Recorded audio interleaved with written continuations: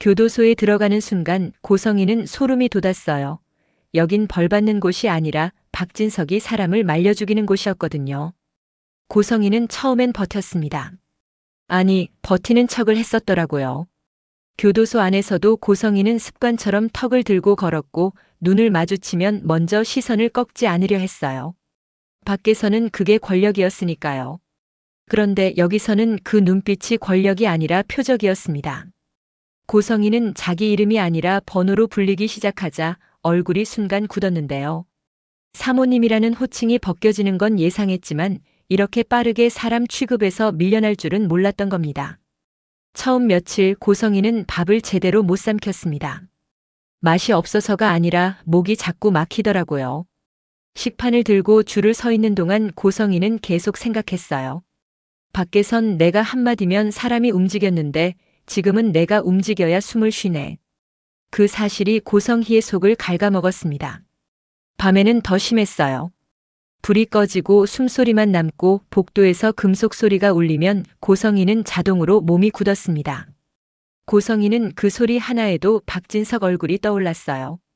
박진석은 힘으로 사람을 지키는 사람이었고 동시에 힘으로 사람을 부러뜨리는 사람이었으니까요. 고성희가 가장 먼저 부딪힌 건 폭력보다 질서였습니다. 교도소 안에는 공식 규칙 말고도 눈빛으로 합의된 순서가 있었습니다. 새로 들어온 사람은 자리를 골라 앉을 수도 없고 말을 고를 권리도 없었어요. 더군다나 고성희는 뉴스에 나온 사람이었습니다. 그 재단 그 여자 맞지? 같은 말이 뒤에서 돌았고요. 누군가 고성희에게 은근히 다가와 물었습니다. 밖에 돈 많죠? 고성희는 웃어넘기려 했는데 그 웃음이 오히려 사람들을 자극했어요. 고성희가 여전히 위에 있는 사람처럼 보인다는 게 여기서는 죄였거든요. 고성희는 아주 빠르게 방법을 바꿨습니다. 눈을 내리고 말수를 줄이고 존재를 낮췄어요. 그런데 아이러니하게도 그 순간부터 더 초라해졌습니다. 고성희는 낮아진 자신을 견딜 수가 없었어요. 한 번도 그런 방식으로 살지 않았으니까요. 고성희는 변기 물 내려가는 소리에도 누군가 수건을 던지는 소리에도 괜히 심장이 철렁 내려앉았습니다. 내가 지금 겁먹고 있어? 그걸 인정하는 순간 고성희는 자기가 완전히 무너질 것 같았거든요. 그러던 어느 날 고성희에게 접견이 잡혔습니다.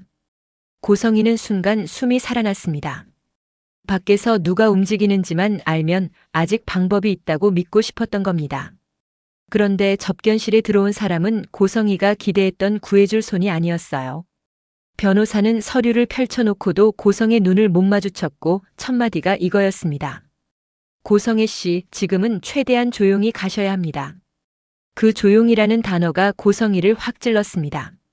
고성희는 참지 못하고 물었어요. 박진석이죠? 변호사는 대답 대신 침묵을 택했습니다. 고성희는 그 침묵에서 답을 들었고요. 고성희는 그제야 깨달았습니다. 박진석은 밖에서 고성희를 정리한 게 아니라 교도소 안에서 고성희를 천천히 말려 죽일 준비까지 끝냈다는 걸요. 그날 이후 고성희는 급속도로 망가졌습니다. 식판을 들고 줄을 설 때마다 손이 미세하게 떨렸고 잠을 자다 깨면 자기 입술이 갈라져 있는 걸 봤습니다. 고성희는 거울을 정면으로 볼 수 없어서 물에 비친 얼굴을 슬쩍 훔쳐봤는데요. 뺨이 꺼지고 눈이 퀭해진 자기 얼굴이 너무 낯설어서 순간 숨이 막혔습니다. 내가 이렇게까지 됐다고. 고성희는 자존심을 부여잡으려 했지만 자존심은 배를 채워주지도 밤을 버티게 해주지도 못하더라고요. 그런데 여기서부터가 진짜였습니다. 고성희가 조용히 눈을 내리고 아무 일도 없는 척 버티기 시작하자 재소자들은 그걸 약해졌다고 받아들였거든요. 처음엔 사소한 무시였습니다. 식사줄에서 고성희 앞에 일부러 끼어드는 사람, 고성희가 받아든 빵을 툭 치며 떨어뜨리는 사람, 고성희가 주어도 모르는 척 웃는 사람들이요. 고성희는 참았습니다. 한 번만 참으면 넘어갈 거라 생각했어요. 그런데 교도소에서는 한 번 참는 순간 그 다음엔 두 번을 참아야 하더라고요. 어느 날은 고성희가 겨우 받아온 반찬이 식탁에 놓이기도 전에 누군가 가져가 버렸습니다. 고성희가 그거 제 거예요 라고 말하자 그 사람이 대놓고 웃었습니다. 아, 죄송. 사모님인 줄 몰라서. 주변에서 킥킥대는 소리가 났고요. 고성이는 그때 입술을 깨물었습니다. 고성이는 그 웃음이 제일 견딜 수 없었어요. 집에서는 사람들이 고성의 눈치 보며 웃었는데 여기서는 고성이가 웃음거리였으니까요. 무시가 계속되자 고성이는 내가 여기서까지 밀리면 끝이라는 불안에 점점 잠을 못 잤습니다. 고성이는 밤마다 같은 장면을 떠올렸어요. 기자들 앞에서 수갑찬 채 외치던 자신, 그리고 그 뒤에 이어진 함정의 순간요. 고성이는 꿈에서까지 누군가의 손목에 수갑을 채우고 있었는데 막상 고개를 들면 그 손목이 자기 손목이었습니다. 고성이는 땀에 젖은 채 깨어나서도 한참을 멍하니 앉아 있었어요. 숨이 안 쉬어지는 느낌이 들었거든요. 그러던 어느 날 고성이는 결국 폭발합니다. 상황은 별것도 아니었어요. 세면대 앞에서 줄을 서는데 뒤에서 한 재소자가 고성의 등을 툭 치며 말했거든요. 비켜요. 여기서는 사모님 아니잖아. 고성이는 그 말에 순간 귀가 멍해졌습니다. 고성이는 입을 열어 나도 줄 서 있었어라고 말하려 했는데요. 말끝이 나가기도 전에 그 재소자가 고성의 어깨를 더 세게 밀었습니다. 그 순간 고성의 안에서 뭔가가 끊어졌습니다. 고성이는 돌아서서 그 사람을 밀쳐버렸고 목소리가 커졌어요. 내가 비킬 이유가 없어. 고성이는 스스로도 놀랄 정도로 소리를 질렀습니다. 그런데 문제는 교도소에서는 목소리가 커지는 순간 힘의 서열이 바로 붙는다는 점이었어요. 주변이 조용해지고 시선이 모이고 그 재소자는 고성이를 위아래로 훑더니 낮게 웃었습니다. 아, 아직도 사모님 놀이하네. 그 말이 고성이를 미치게 만들었습니다. 고성이는 그 자리에서 손이 떨렸고 심장이 쿵쿵 뛰었고 눈앞이 하얘졌습니다. 고성이는 순간적으로 자기 자신이 아니라 박진석이 돼버린 것 같은 느낌을 받았어요. 내가 지면 끝이라는 감각이 확 올라왔거든요. 고성이는 다시 달려들려 했는데 주변에서 누군가 고성의 팔을 잡아 끌었고 교도관의 고함이 들렸습니다. 고성이는 그 순간에도 계속 소리를 냈어요. 나를 이렇게 만들지 마. 너희가 뭔데?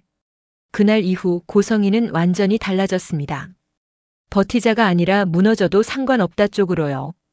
고성이는 억울함이 쌓여서 눈물이 나오는 게 아니라 억울함이 너무 많아서 눈물이 마르는 상태가 됐습니다. 고성이는 오히려 웃었습니다. 멀쩡한 웃음이 아니라 스스로도 왜 웃는지 모르는 웃음이었어요. 누군가가 저 여자 이상해라고 수군대면 고성이는 그 말에 더 크게 웃었고요. 그 웃음은 고성이가 마지막으로 붙잡고 있는 자기 통제였는데 사실 그 통제가 이미 금이 가고 있었습니다. 재소자들은 그 틈을 더 파고들었습니다. 뉴스에 나오더니 이제 여기서도 주인공 하려나 봐. 돈 많은 척하던 사람이 왜 이렇게 초라해졌대? 박진석이 버린 여자 맞지? 이런 말들이 고성의 귀에 꽂혔는데요. 그 중에서도 고성이를 가장 미치게 한 건 박진석 이름이 입에 오르내리는 방식이었습니다. 그 이름이 두려움이 아니라 가십처럼 소비되는 거요. 고성이는 박진석을 무서워했지 박진석이 누군가의 농담거리가 되는 걸 본 적이 없었거든요. 결국 고성이는 감옥 안에서 더 위험한 선택을 합니다. 고성이는 어느 날부터 일부러 사람들과 부딪혔어요. 참는 대신 먼저 나를 세웠습니다.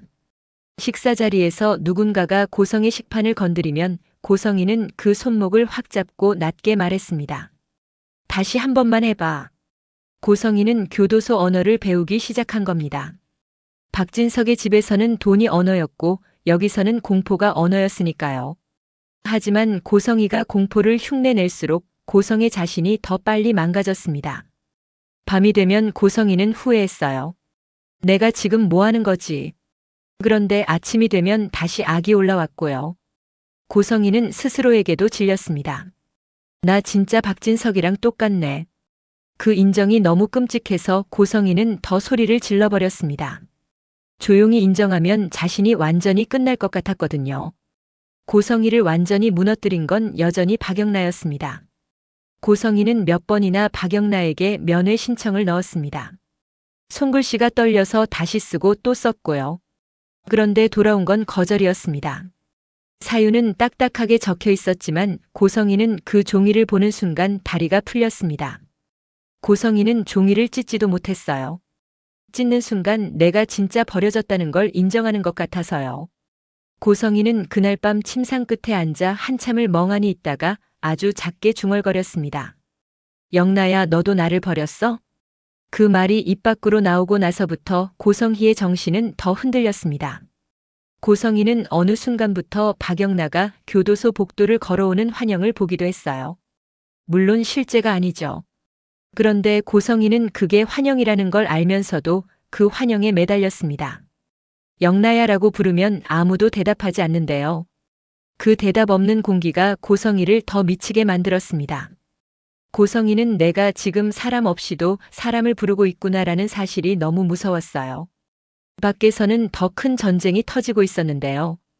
박진석의 집이 조용한 건 평온에서가 아니라 소리가 나기 전에 이미 다 눌러버리는 방식의 조용함이었습니다.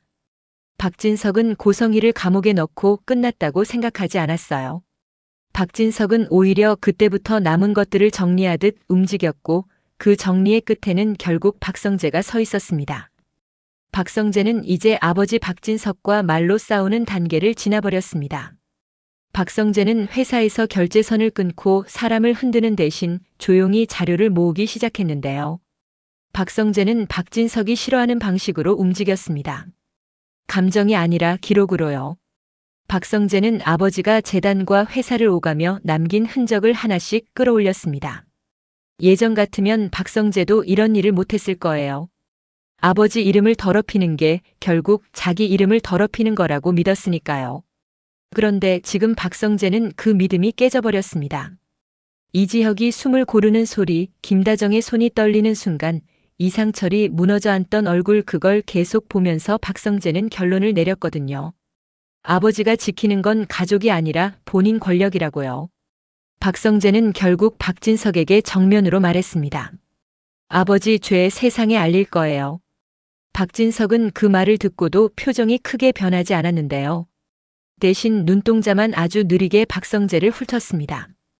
박진석은 화를 내는 사람이 아니라 계산을 끝내는 사람이거든요. 성재야, 너 지금 내가 무슨 말을 하는지 알아? 박성재는 웃지도 않았습니다. 알아요. 그래서 말하는 거예요. 그 짧은 대답이 박진석을 더 차갑게 만들었습니다. 박진석은 낮게 말했어요. 너 감정에 취했구나. 그런데 박성재는 그 말에 처음으로 흔들리지 않았습니다. 감정이요? 저는 이제야 정신이 든 거예요. 그날 이후 박성재 주변 공기가 달라졌습니다. 회의가 끝나면 사람들의 시선이 한 박자 늦게 따라왔고 평소에 붙어있던 사람들이 슬쩍 거리를 뒀습니다. 박성재는 그걸 느끼면서도 모르는 척했는데요.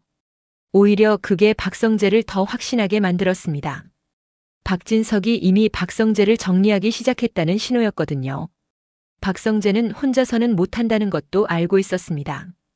그래서 박성재가 먼저 손을 내민 사람이 박영나였어요. 박영나는 엄마 고성애 때문에 이미 한 번 무너졌고 아빠 박진석이라는 이름 앞에서 스스로를 지키는 방식이 늘 도망이었습니다. 그런데 박성재가 조용히 말했어요. 영나야, 너 도망치면 아버지는 평생 아무도 못 막아. 박영나는 그 말에 입술을 깨물었습니다. 오빠, 나한테 왜 이래? 나 지금도 숨이 막혀. 박성재는 한 번 더 낮춰 말했어요. 나도 막혀. 근데 누군가는 숨쉬게 만들어야 하잖아. 박영나는 쉽게 대답하지 못했는데요. 그때 박영나 곁에 있던 사람이 이지환이었습니다.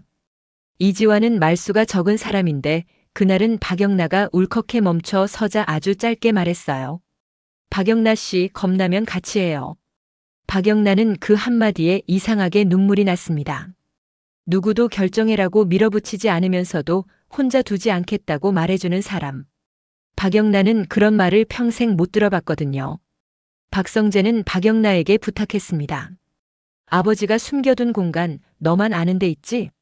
박영나는 눈을 깜빡였고요. 박성재는 더 말하지 않았습니다. 박영나가 알아차리게 두었어요.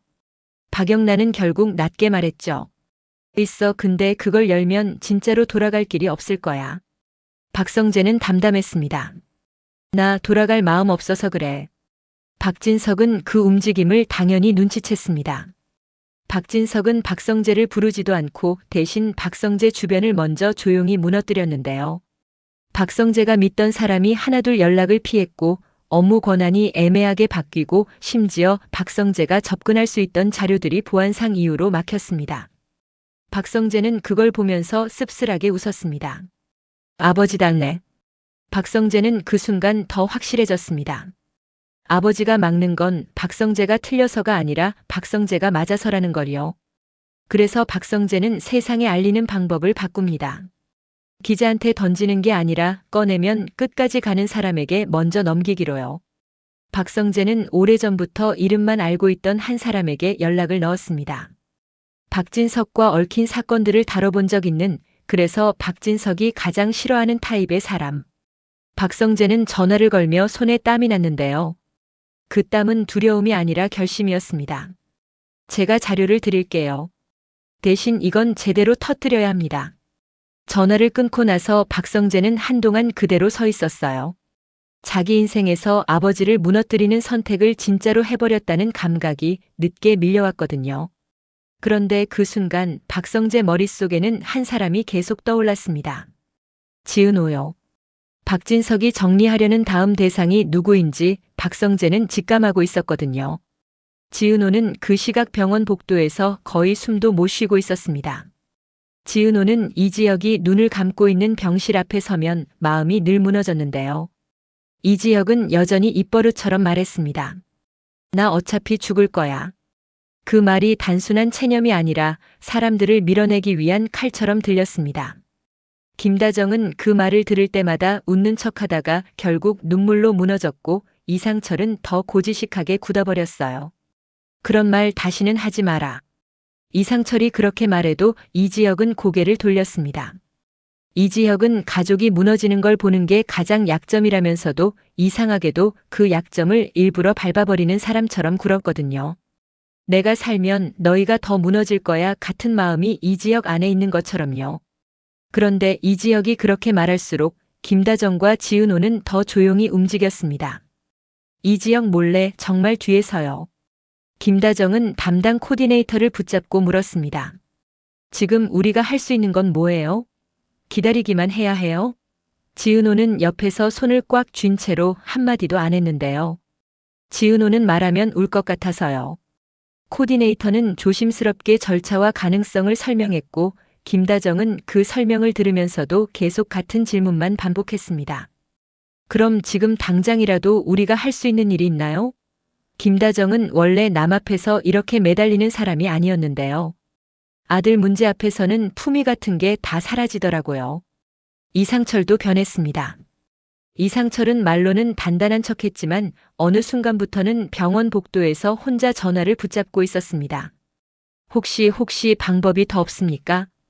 이상철이 그렇게 말하는 걸 김다정이 우연히 듣고 김다정은 발걸음을 멈췄어요. 이상철이 평생 처음으로 자기 원칙을 내려놓고 누구에게든 매달리는 모습이었거든요. 김다정은 그 모습이 아프면서도 한편으로는 희망 같았습니다. 우리만 포기하지 않으면이라는 희망요. 지은호도 자기 방식으로 움직였는데요. 지은호는 정순이에게 이 사실이 닿지 않게 막으면서도 동시에 혼자만 알고 있을 수가 없었습니다. 지은호는 병원에서 나와 카페에 돌아가도 손이 계속 떨렸고 손님한테 건네는 잔이 미세하게 흔들렸어요. 지은호는 결국 지강호에게 다시 경고했습니다. 강호야, 진짜 엄마한테 말하면 우리 끝이야. 지강호는 투덜대려다가 지은호 눈을 보고 입을 다물었습니다. 지은호는 평소에도 책임감이 강하지만 그날 지은호는 정말 무너질 듯 서 있었거든요. 지강호는 조용히 물었습니다. 누나 이지혁 형, 진짜 심각해? 지은호는 대답 대신 고개만 끄덕였고요. 그 끄덕임 하나가 지강호 가슴에도 이상한 죄책감을 남겼습니다. 누나는 늘 혼자 버틴다는 걸 지강호도 그제야 똑바로 보게 된 겁니다. 그런 와중에 박성재가 지은호를 찾아왔습니다. 박성재는 원래라면 멋있게 위로를 던지고 돌아설 사람이었는데 그날은 달랐어요. 박성재는 지은호 앞에서 망설였습니다. 지은호를 살리고 싶어서 다가가지만 그 다가감 자체가 지은호를 위험하게 만들 수 있다는 걸 박성재가 알고 있었거든요. 박성재는 낮게 말했습니다. 지은호 씨, 내가 지금 아버지 죄를 세상에 알리려고 움직이고 있어요. 지은호는 그 말을 듣는 순간 얼굴이 하얘졌습니다. 지은호는 숨이 막혔고요. 그걸 왜 나한테 지은호가 떨리는 목소리로 묻자 박성재는 더 솔직하게 말했습니다. 왜냐면 아버지는 분명히 다음으로 당신을 건드릴 거예요. 고성이가 감옥에 들어갔다고 끝난 게 아니거든. 지은호는 그 말을 듣고 고성이가 했던 경고가 떠올랐습니다. 박진석은 너를 그냥 두지 않을 거야. 지은호는 고성의 말에 휘둘리기 싫었는데요. 이상하게도 같은 말이 두 번 꽂히니까 그게 예언처럼 느껴졌습니다. 지은호는 입술을 깨물며 물었습니다. 성재 씨는 어디까지 갈 건데요? 박성재는 잠깐 웃었는데 그 웃음이 너무 슬펐어요. 돌아갈 길이 없을 때까지요. 그 말이 지은호를 더 불안하게 만들었습니다. 박성재가 무너지면 그 파편이 지은호에게도 튈 것 같았거든요. 지은호는 한참을 침묵하다가 조용히 말했습니다. 그럼 저도 준비해야겠네요. 박성재는 그 말에 눈빛이 흔들렸습니다. 지은호가 나도 싸움판에 서겠다고 말하는 순간이었으니까요. 그 같은 시각 이지혁은 병실에서 더 차갑게 굴었습니다. 이지혁은 누가 들어오든 같은 말을 반복했어요. 나 죽을 거야. 김다정이 울며 지혁아 제발이라고 말하면 이지혁은 오히려 더 고개를 돌렸습니다. 이상철이 아버지가라고 말끝을 흐리면 이지혁은 더 단호해졌습니다. 아버지, 나 때문에 무너지지 마. 이지혁은 사람을 위로하는 말처럼 말하지만 사실은 그 말이 자기 자신을 벌주는 말이었어요. 내가 살아서 너희를 더 힘들게 할 바엔 같은 마음이 느껴졌습니다. 지은호는 그걸 알아차렸습니다. 지은호는 이지혁이 차갑게 굴수록 그 안에 있는 공포가 더 또렷하게 보였거든요. 그래서 지은호는 병실 문 앞에서 조용히 속으로만 말했습니다. 기증자를 찾는 것도 절차를 밟는 것도 중요하지만 오빠가 마음을 놓지 않으면 아무 의미 없을 수도 있겠다. 지은호는 이지혁에게 다가가고 싶었지만 다가가면 이지혁이 더 밀어낼까봐 겁이 났습니다. 지은호가 거절당했던 기억은 아직도 생생했으니까요. 그럼에도 지은호는 도망치지 않기로 합니다. 지은호는 김다정과 함께 병원 복도를 다시 걸었고 코디네이터를 다시 붙잡았고 가능한 모든 절차를 확인했고 연락이 오면 바로 받을 수 있게 휴대폰을 손에서 놓지 않았습니다. 지은호는 웃지도 못했고 울지도 못했는데요. 그 사이에 있는 사람이 제일 위험하거든요. 무너지기 직전인데 무너지면 안 되는 사람. 이렇게 밖에서는 박성재가 박진석의 죄를 세상에 알리기 위해 판을 짜고 있었고 박영나와 이지환이 그 판의 구멍을 찾아내려 흔들리고 있었고 병원에서는 이지혁이 난 죽을 거야를 반복하며 사람들을 밀어내고 있었고 김다정과 이상철과 지은호는 이지혁 몰래 기증자 가능성을 붙잡기 위해 뒤에서 발버둥치고 있었는데요. 문제는 이 두 전쟁이 결국 한 점에서 만나게 된다는 겁니다. 박성재가 아버지를 무너뜨리기 위해 자료를 꺼낼수록 박진석은 더 빨리 다음 정리를 실행할 거고요. 그 다음에는 지은호가 포함될 가능성이 너무 컸습니다. 지은호가 흔들리면 지은호가 버티는 병원 쪽도 같이 흔들립니다. 이지혁은 그런 걸 제일 먼저 눈치채는 사람이었고요. 그래서 이지혁은 더 차갑게, 더 잔인하게 말해버릴지도 모릅니다. 나 때문에 너희까지 망가지지 마. 그 말이 나오면 이제 진짜로 누군가는 선택해야 합니다. 박성재는 아버지의 죄를 공개할 타이밍을, 지은호는 이지혁 곁에 남을 용기를, 이상철과 김다정은 아들의 고집을 꺾을 방법을, 박영란은 아버지를 향해 처음으로 돌아서 설 마음을요. 그리고 그 선택이 시작되는 순간 박진석은 더 이상 조용히만 정리하지 않을 겁니다. 이번엔 분명히 누군가를 본보기로 삼을 테니까요. 그리고 그날 밤 감옥 안에 고성희에게 이상한 쪽지 하나가 들어왔습니다. 고성희는 처음엔 누가 장난치는 줄 알았는데요. 글씨는 삐뚤어도 내용은 정확했습니다. USB는 내가 믿던 마지막 무기가 아니야. 진짜는 이미 다른 손에 있어. 고성희는 그 문장을 읽는 순간 속이 서늘해졌습니다. 박진석이 다 통제한다고 믿고 있었는데 그 통제 밖에서 움직이는 손이 있다는 뜻이었거든요. 고성희는 쪽지를 구기며 속으로 중얼거렸습니다. 누구야 박진석 말고 또 누가. 그 쪽지 이후 고성희의 교도소 생활은 더 지옥이 됩니다. 소문은 빠르거든요. 고성희가 무언가를 쥐고 있다는 냄새만 풍겨도 사람들은 고성희를 가만두지 않습니다. 어떤 재소자는 고성이가 지나갈 때 일부러 발을 뻗어 넘어뜨렸고 고성이가 몸을 일으키려 하면 아주 느리게 박수를 쳤습니다. 대단하시네.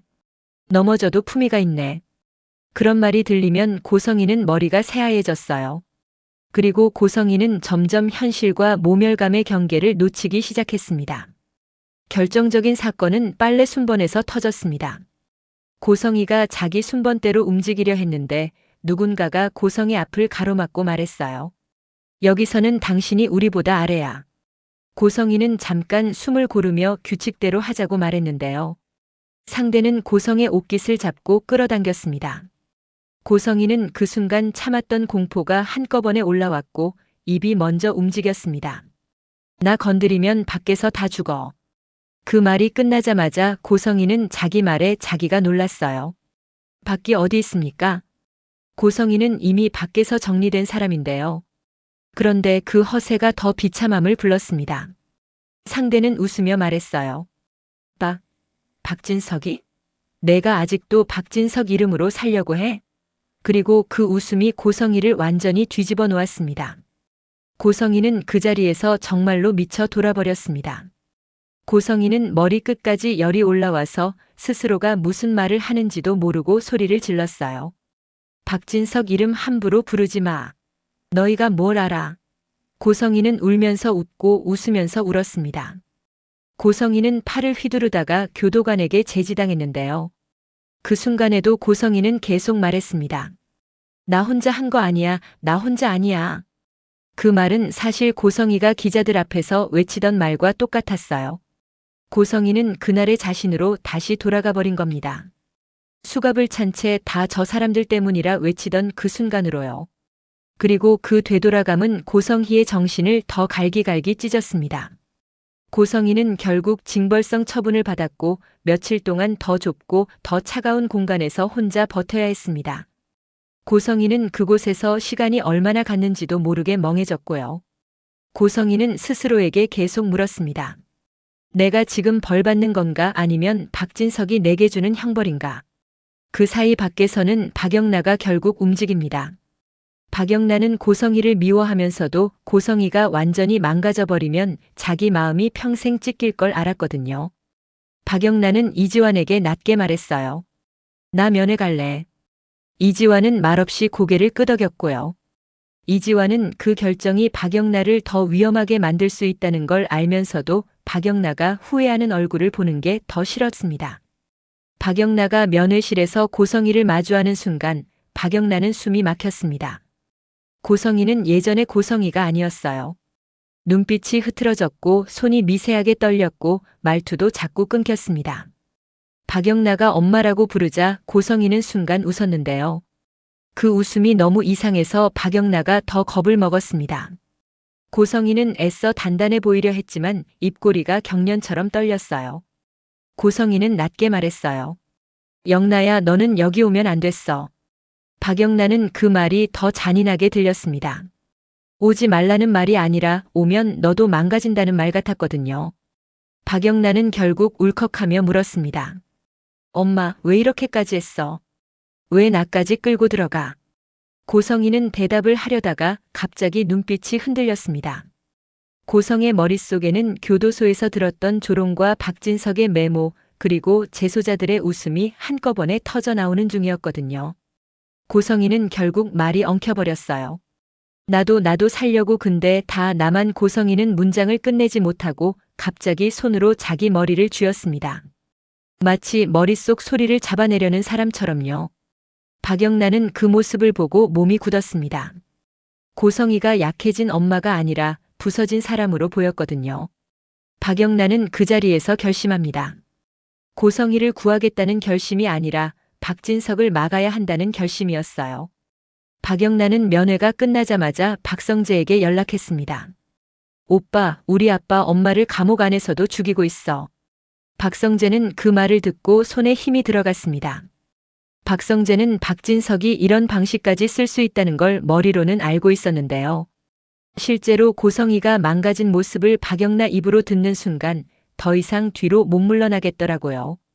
그리고 지은호는 더 불안해집니다. 박진석이라는 사람은 한번 정리 대상이 되면 끝까지 파고드는 사람이잖아요. 지은호는 이지혁 병실 앞에서 자신이 이 집안의 전쟁 속으로 다시 걸어 들어가고 있다는 걸 느꼈습니다. 지은호는 결국 이지혁에게 조심스럽게 말하려 합니다. 지혁 오빠, 나 도망치기 싫어. 그런데 이지혁은 그 말을 들을수록 더 다치는 사람이었어요. 이지혁은 자기 때문에 주변이 무너지는 걸 보는 게 제일 무서워서 마음을 열면 더 많은 사람이 다칠 거라고 믿는 사람이니까요. 그 모든 긴장 속에서 감옥 안의 고성희는 더 망가져갑니다. 고성희는 이제 재소자들 눈을 마주치면 상대가 웃지도 않았는데 웃음소리가 들리는 것 같았어요. 고성희는 자꾸만 비 내리던 새벽의 냄새를 맡는 것 같았고 어느 순간엔 자기가 아직도 기자들 앞에 서 있다고 착각해 입술을 달달 떨며 혼잣말을 했습니다. 다 저 사람들 때문. 그러다 스스로 그 말을 듣고 고성희는 더 크게 웃어버렸습니다. 웃기지? 나 지금도 그 말 안 해. 그 웃음은 처절했고요. 그 처절함이 고성희를 더 위험하게 만들었습니다. 그리고 마지막으로 고성희에게 또 하나의 쪽지가 들어옵니다. 이번엔 더 짧았습니다. 박영나 움직였지. 박진석도 움직여. 고성희는 그 쪽지를 보는 순간 피가 식는 느낌이 들었습니다. 고성희는 박영나를 지키고 싶었고 박영나를 무기로 쓰고 싶지 않았는데요. 현실은 고성의 뜻대로 움직이지 않습니다. 고성희는 감옥 바닥에 앉아 숨을 몰아쉬며 중얼거렸어요. 영나를 건드리면 난 진짜 끝까지 간다. 그런데 그 끝까지가 뭔지 고성의 자신도 확신이 없었습니다. 고성희는 이미 너무 많이 망가져 있었고 망가진 사람의 결심은 때로 더 위험하니까요. 고성희는 이제 알아요. 감옥에서 살아남는 건 강해지는 게 아니라 망가진 채로도 버티는 법을 배우는 거라는 걸요. 그리고 박진석은 고성희가 그 법을 배우기도 전에 고성희가 사람으로 남아있는 마지막 끈을 끊으려 할 겁니다. 그게 박진석의 정리 방식이니까요. 고성희는 침상에 등을 기대고 아주 낮게 웃었습니다. 그 웃음은 승리도 여유도 아니었어요. 미쳐버린 사람의 웃음과 너무 가까웠습니다. 박진석, 너는 내가 여기서 조용히 썩을 거라고 생각하지? 고성희는 대답을 기다리지 않습니다. 대신 고성희의 눈빛이 다시 한번 번쩍 살아납니다. 망가진 얼굴로 망가진 마음으로도 고성희는 마지막으로 판을 흔들 준비를 하려는 것처럼 보였거든요. 문제는 그 판을 흔드는 방식이 예전의 고성희처럼 계산된 방식이 아니라는 겁니다. 이제 고성희는 흔들다 보면 스스로도 같이 무너질 수 있다는 걸 알면서도 멈추지 못하는 사람이 되어가고 있었습니다.